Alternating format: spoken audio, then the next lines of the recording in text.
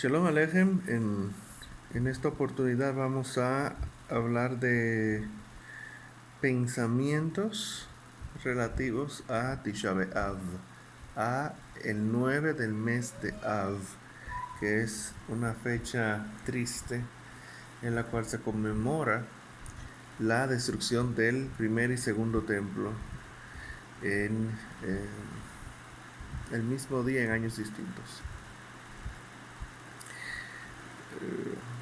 Vamos a comenzar a mencionar algunos versículos relacionados con Tisha B'Av y luego entonces vamos a hacer mención de algunas cosas relativas a Tisha B'Av mismo.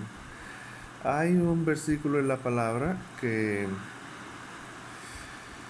habla, parafraseo, hay una voz que se escucha en Rama. La voz que se escucha en Rama es la voz de Raquel, la cual llora por sus hijos, precisamente hablando de la deportación a Babilonia, el exilio babilónico. Hay otros versículos que aparentan ser contradictorios en la palabra.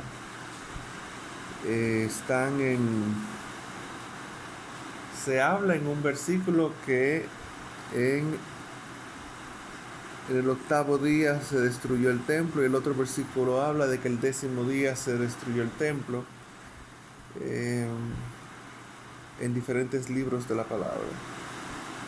Estos versículos, aunque no mencionan el mismo mes y días distintos, octavo y 10º, están hablando de lo mismo, que es de la destrucción del templo.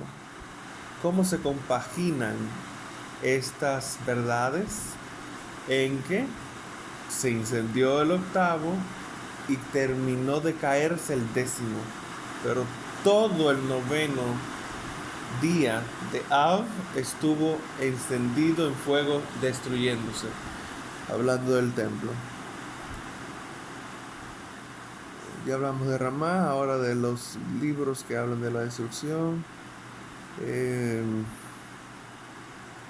Otro pensamiento de Tisha B'Av es con relación al libro de Yehezkel. El profeta no estaba en Jerusalén en la destrucción, pero él estaba en Babilonia. Sin embargo, él dice que vino de Hashem el mensaje a él diciendo: asienta esto y escríbelo, que en este día fue que comenzó la destrucción del templo.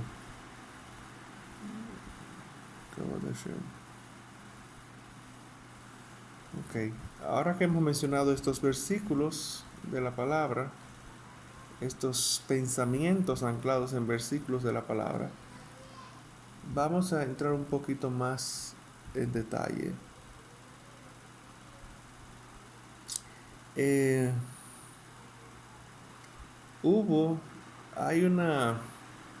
No estoy seguro ahora, pero creo que es en la Parsha Besot Abraha.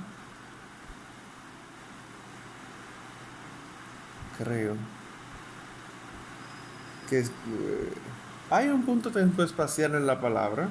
Se recopila en Besot Abraha o en todas las bendiciones, en el momento en que Jacob vino, iba a partir con el Eterno y comenzó a revelarle a sus hijos lo que iba a pasar al final de los tiempos.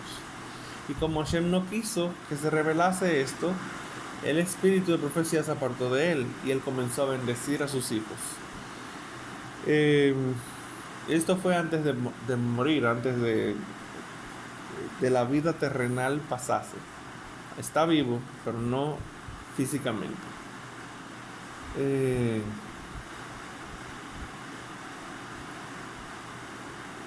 Esto lo traigo a colación porque con Yosef específicamente había un resentimiento en él, no expreso, más Jacob se acercó de hecho, él se sentó en la cama para dar honor al rey, porque Yosef era visir era el segundo al mando del mundo completo. Solamente encima de él estaba Paró, el líder de Egipto. Y Jacob vino y le dijo a Yosef, esto fue, bueno, a Abu Hashem, le dijo a Yosef, mira, yo sé que hay en ti resentimiento por no haber enterrado a tu mamá en, en Hebrón, en la cueva de Majuelá, en nuestra tierra. Yo la enterré a la salida de Efrat, que es Betlehem, 48 a 68 centímetros multiplicado por 1000, creo que fueron 48 a 68 metros, si mal no recuerdo. Y yo te estoy pidiendo a ti, ahora que estoy partiendo con el Eterno, que lleves mis restos a la cueva de Majpelah, a donde reposan mis padres. Yo quiero que tú sepas que esto que hice no es porque no quise, sino por mandato divino. Mandato divino que me ordenó porque está escrito, hay una voz que se escucha en el desierto, una voz que se escucha en Ramá. Y es precisamente haciendo alusión a, como habíamos mencionado, a Rachel y Menú, Rachel nuestra madre, nuestra matriarca, la cual estaba llorando amargamente por la deportación a Babilonia, por cómo llevaron a sus hijos de Israel. Por supuesto, no estamos hablando de manera secuencial en términos de línea de espacio y tiempo continuo. No es esa la intención. Antes de que la Torah se escribiese, ya existía la Torah. Ya fue revelada biunívocamente a quien Hashem quería. Los Avot son un ejemplo de ellos, de esto que cumplían los mandamientos de la Torah, a pesar que la Torah no se había entregado. Incluso Jacob, paréntesis, incluso Jacob supo cuándo salir de lo de Labán, cuando nació Yosef. Cuando nació Yosef, él dijo, ya no tengo que tener miedo a mi hermano, porque está escrito, la casa de Esaf es estopa, y la casa de Yosef llama, y la casa de Jacob fuego. De manera que cuando nació Yosef, él no tuvo miedo y salió de lo de Labán. Pero eso lo dijo Obadiah. Eso es mucho después que vino esta profecía. Pero de nuevo, no es un asunto secuencial, sino que obedece a los secretos del cielo, a información divina, a relación biunívoca entre el Eterno y sus allegados, en los cuales Él se santifica. Me santificaré en los que se acerquen a mí. Les traigo esta colación porque precisamente estamos hablando de la destrucción del primer templo y el exilio a Babilonia en el 9 de Av, y también el segundo templo destruido por Vespasiano y su hijo Tito en el segundo templo. En cuanto al primer templo, les hago mención de este versículo que habla de la voz en Ramá, que es Rachel y Menú, y cómo podemos ver ese contexto en la Torah también, en ese episodio, del cual no les he dado referencia bibliográfica más que recontar el hecho, que estoy seguro que lo saben. Vamos a poner algunos versículos de referencia en la descripción. Y seguimos hablando de pensamientos acerca de Tisha B'Av, que es la fecha que nos incumbe hoy. Gloria a Hashem. Mencionamos a lo de Ramá, mencionamos a lo de Yosef. Hagamos un cambio mayor ahora. Pasemos de segunda a tercera. ¿Cómo fueron sacados los hijos de Israel en Tisha B'Av, la destrucción del primer templo, al exilio babilónico? Gloria a Hashem. El rey Nebuchadnezzar, que es conocido como Nabucodonosor, fue uno de los 5 sobrevivientes de el milagro que hizo Hashem al destruir a Sanjerib. Sanjerib fue uno de los 5 reyes que el Eterno le dio control del mundo completo. Uno de ellos fue Paró, uno de ellos fue Sanjerib, uno de ellos fue precisamente Nebuchadnezzar. Gloria a Hashem. La cuestión es que milagrosamente está relatado en la palabra como el sitio a Jerusalén fue horrible y la hambruna terrible,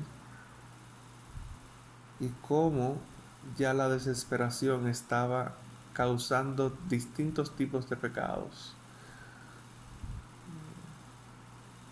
Comer cosas que son impropias, muchas cosas inadecuadas. Y viene un profeta y dice: mañana a esta hora la harina y el trigo va a estar a un precio irrisorio mínimo, cuando la hambruna está matando a las personas por minuto. Esto fue relativo está escrito en la palabra, relativo al sitio de Sanjerib. Sanjerib lo conocen como Sargon. Sanjerib, el que ha puesto mano a Word, la aplicación de la plataforma de Office, se dará cuenta que Sanjerib es un nombre de un tipo de tipográfico, un tipo de letra. Sanjerib, al ser dueño de la humanidad, del mundo, rey de la humanidad y del mundo, incluso estableció un idioma universal. No fue Alejandro Magno el primero que tuvo pensamientos de globalización. Alejandro Magno fue otro de los reyes que el Eterno le dio el mundo entero, conocido, por cierto.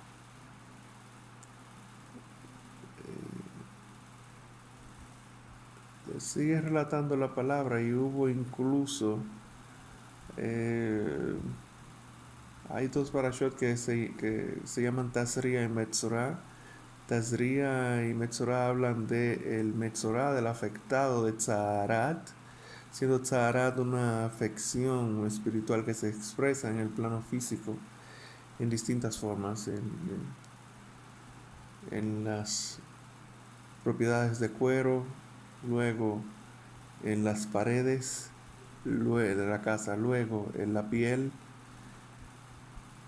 de la persona que habla mal del otro, que hace lashon hara, que hace lengua mala, que difama, que hace difamación, injuria, que habla mal, maldecir, es mal hablar. Es un tema extensamente tratado en esas 2 parashot. Han traducido erróneamente como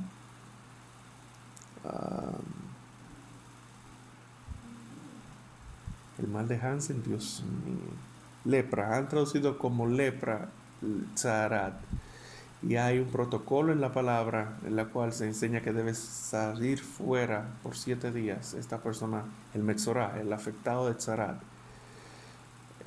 del cual dicen que tiene lepra, entre comillas.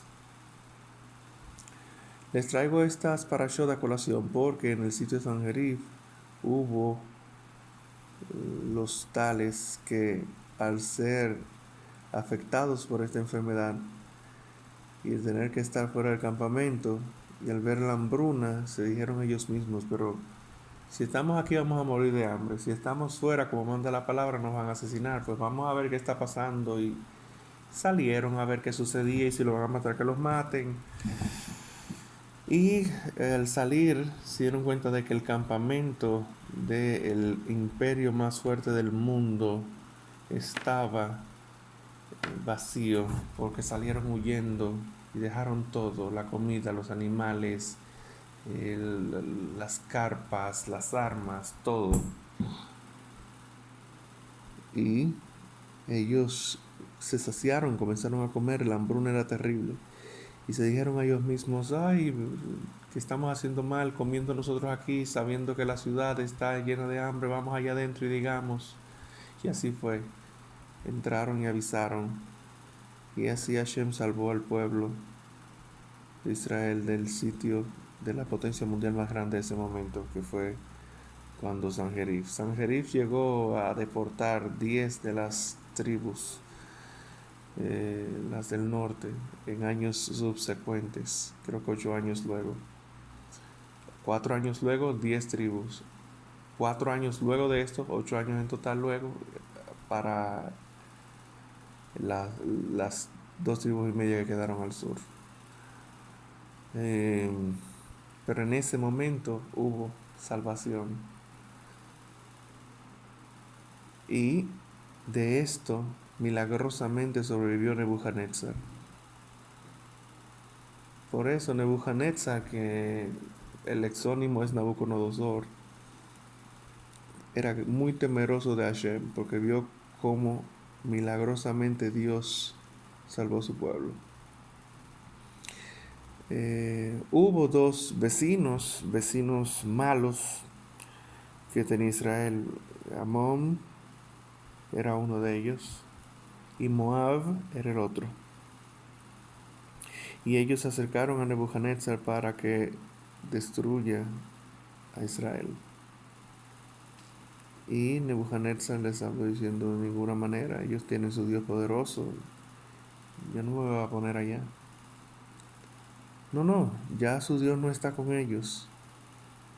Dice, su Dios no está con ellos ahora, pero puede volver. No, ya no está con ellos y los abandonó. Bueno, pero quizá quedan tzadikim, quedan justos en Israel, los cuales pueden orar y hacer que Dios retorne. Y siguieron dándole argumentos no, y los abandonó para siempre y hazlo. Así que dieron señales, el mismo Nebuchadnezzar tomó señales tirando flechas a las 4 direcciones, y las flechas iban en dirección a Jerusalén, y lo tomó como señal. Y él les siguió diciendo, pero si yo voy para allá, no voy a tener siquiera dónde asentarme, dónde disponer mis tropas. Y Amón y Moab le dijeron, mira, las tumbas de ellos son más suntuosas que tu trono. Ve para allá y desde las tumbas de ellos tú puedes dirigir estratégicamente el sitio y la destrucción. Y siguieron dando argumento y contraargumento. Y Nebuchadnezzar no quería, pero al final fue a una ciudad cercana y se asentó allá. No lo hizo él directamente, sino que envió a Nebuzaradán, el líder de su ejército. Y Nebuzaradán fue el que causó la destrucción del primer templo. Lo hizo con una capacidad estratégica increíble para mí. Yo no tenía ni idea de qué tan sabio era Nebuchadnezzar al enviar a Nebuzaradán y hacer las cosas como lo ordenó. En el orden del servicio del templo seguimos haciendo pensamientos de Tisha B'Av, recopilando para los que hayan entrado ahora a ver el video. Tisha B'Av es el 9 de Av, que es el día de la destrucción del primer y segundo templo, el cual se conmemora el día de hoy. Tisha B'Av, el 9 de Av en el calendario hebreo, que es el calendario bíblico, que es un calendario lunar, y en este año solar cae este día. Le dijo Nebuchadnezzar a Nebuzaradán, a ellos amárralos a todos y arrástralos hasta Babilonia y no te detengas ni por un instante para que no les dé tiempo a orar. Y así hizo Nebuzaradán. Para lograr llegar a las personas tuvo que franquear protecciones inmensas y preciosas, como interrumpir la ofrenda tamid. Tuvo que interrumpir la ofrenda tamid tirando un cerdo hacia la pared del templo. Cuando la pezuña del cerdo raspó la pared del templo, tratando de aferrarse a la pared que lo habían lanzado, hubo un temblor en la tierra que se sintió a 400 unidades de distancia, para sangas creo que se llama. Y así tumbó una defensa espiritual preciosa. De la misma manera, interrumpir el canto de los levitas fue otra cosa que tuvo que hacer muy metódicamente. Y tuvo que interrumpir tuvo que hacerles callar antes de que llegaran a mencionar versículos de protección de Hashem. Bendito sea. Y así de súbito y rápido lo hicieron, luego de tener la ofrenda tamid, la ofrenda perpetua.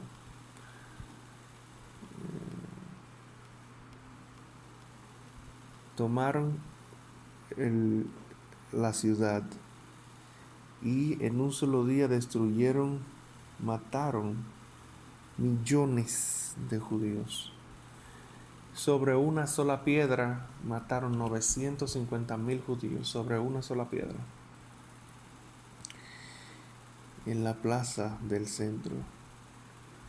La sangre de las muertes era tanta que corría y corría y corría hasta llegar a la tumba de un profeta, no recuerdo ahora el nombre, Dios mío, ayúdame.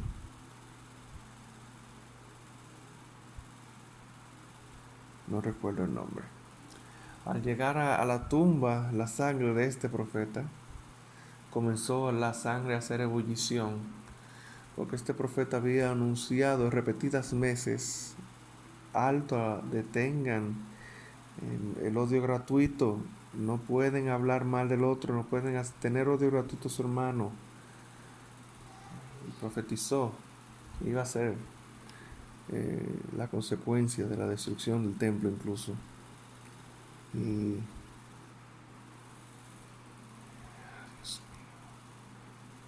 la sangre comenzó a hacer ebullición.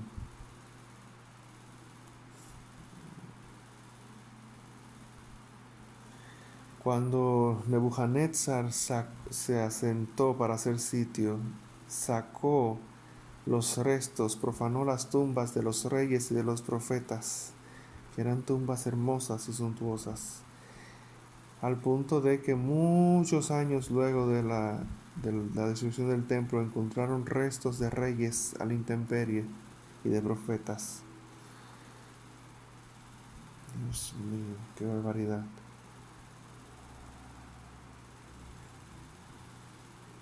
Dios mío. Al punto tal que Nebuzaradán se percató porque están viendo cuál es el tumulto, y se acercó. No. Y él se impuso y vio que esta sangre estaba haciendo ebullición. Y al saber que era la tumba de este gran profeta, Dios mío, ayúdame a entender.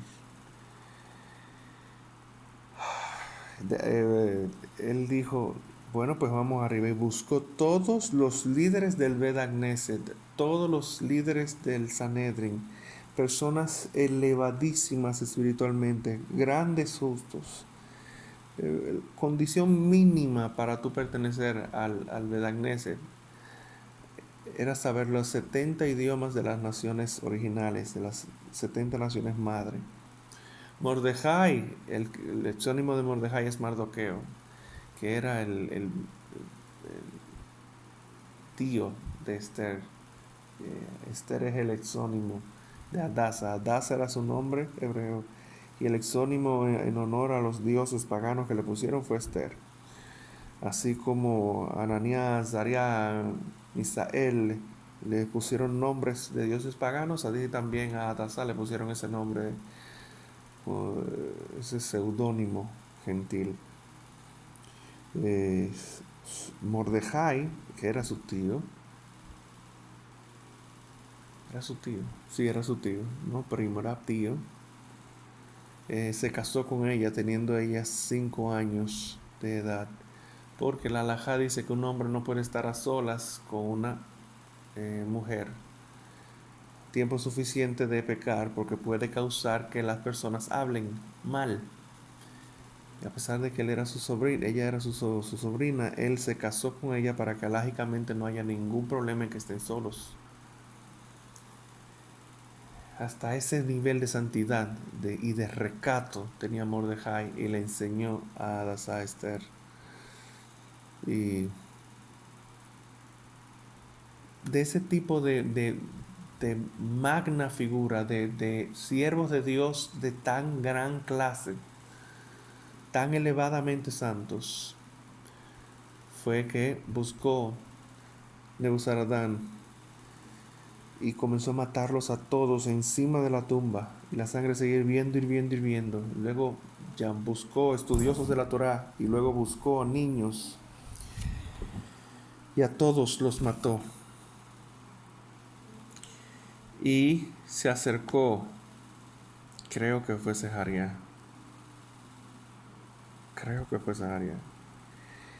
el exónimo es Zacarías, creo.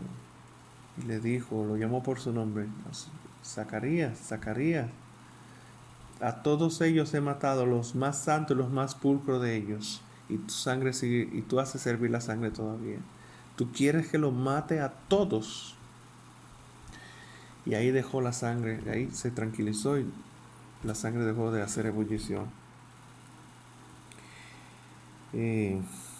Al ver esto, Nebuzaradán dijo, si la sangre de este causó esto y no cesó hasta que yo hice lo que hice, ¿cuánto no más no tendré reposo yo por haber hecho lo que hice?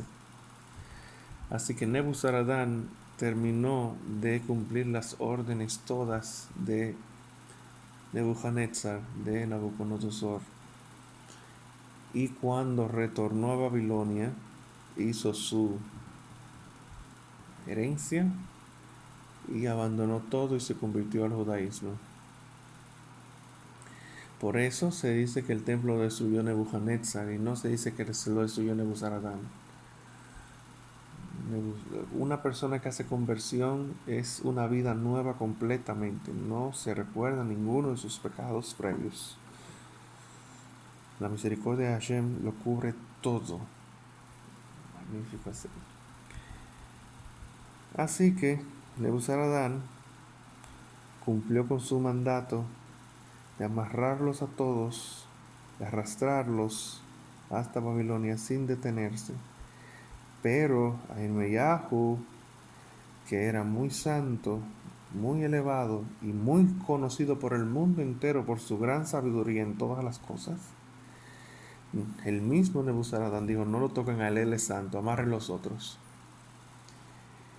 Y lamentablemente, y miren, pun intended, el libro de Lamentaciones, lamentablemente, él tuvo que ver cosas horribles que le causaron extremo dolor.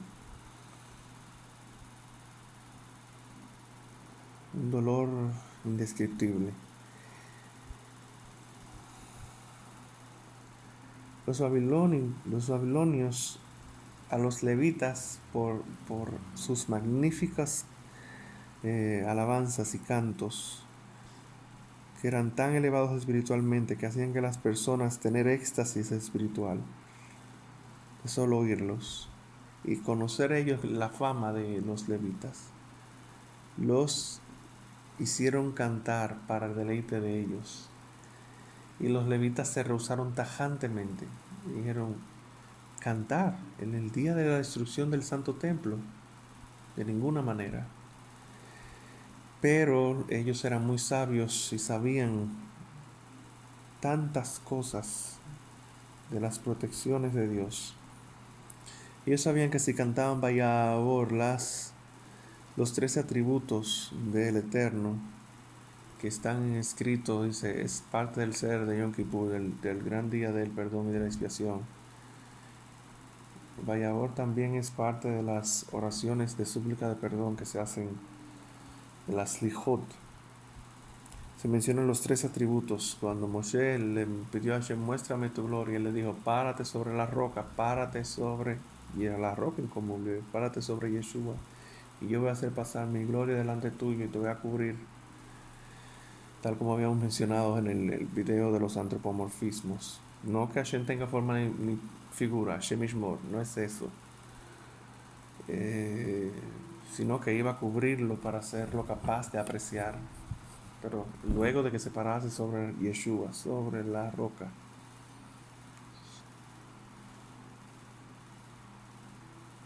Sur, la roca, es la roca, singular. Entonces él tuvo, al ellos invocar Hashem, Hashem, él, Rahum, Mehanum Erechapaim, Uftol Haset, Moser Haset la Alafim, al mencionar los atributos de Hashem, Hashem, Hashem, ¿cómo se dice en español, Dios mío? El grande, poderoso, temible, dispensador de que castiga al que hace falta, más tiene misericordia, hasta la tercera generación, más tiene misericordia por miles de generaciones. Ese texto lo voy a poner también en la descripción del video. Dios mío, si comenzaban a cantar Vayabor, a mencionar Vayabor, a mencionar los atributos de Hashem, los levitas hubiesen comenzado a cantar, hubiesen tenido que hacerlo. Entonces, para ellos cohibirse de hacerlo, ellos se arrancaron sus dedos para no cantar en el día de la destrucción, en el día de la destrucción del templo. Ay, Dios mío.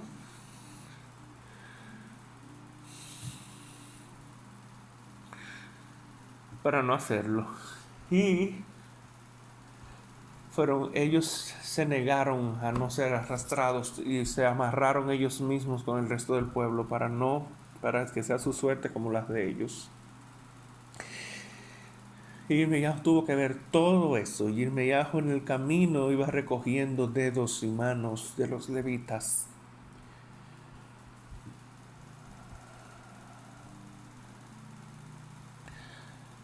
Dios mío, tuvo que ver todo eso, todo tuvo que sufrirlo. Y la gente se atreve a decir que Yirmeyahu era un llorón, sin saber las barbaridades, las atrocidades que tuvo que ver. Y así lo llevaron a todos.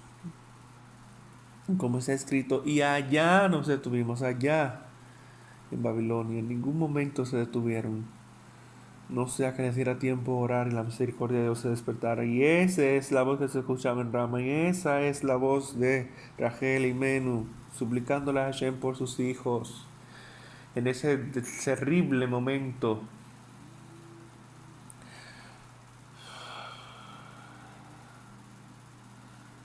El simple hecho de que el templo no esté en pie es una merma en la vida, en la calidad de vida del género humano completo. La gloria de Hashem está en medio de su pueblo y la Shina no está reposando entre los crubim, en el propiciatorio, en la tapa del arca, en el santo templo. No está, sino que está exiliada. Hashem mismo está en el exilio.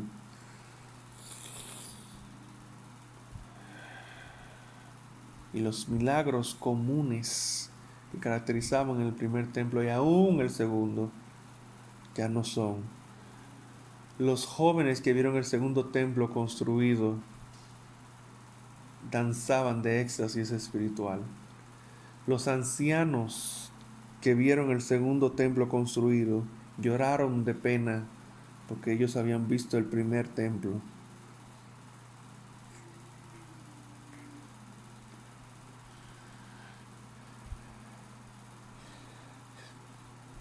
Y la gloria que tenía, en comparación, es nada.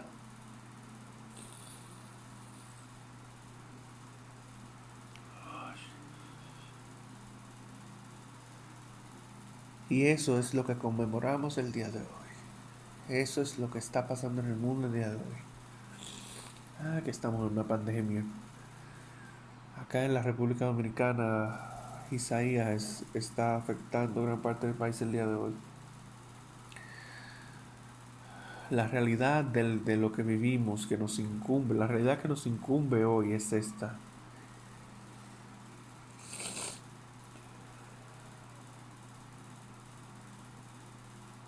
De verdad ya no quiero seguir hablando del tema. Hay muchas otras cosas que en su momento podremos decir. Quiera Hashem que el retorno de Mashiach sea pronto y en tiempo cercano para que estos días que son de ayuno se conviertan en días de danza y de celebración. Primera vía menos. Sin Mashiach, amén. Anoy Hafetz, Mansit Koyat, Dil Torah Amén, amén.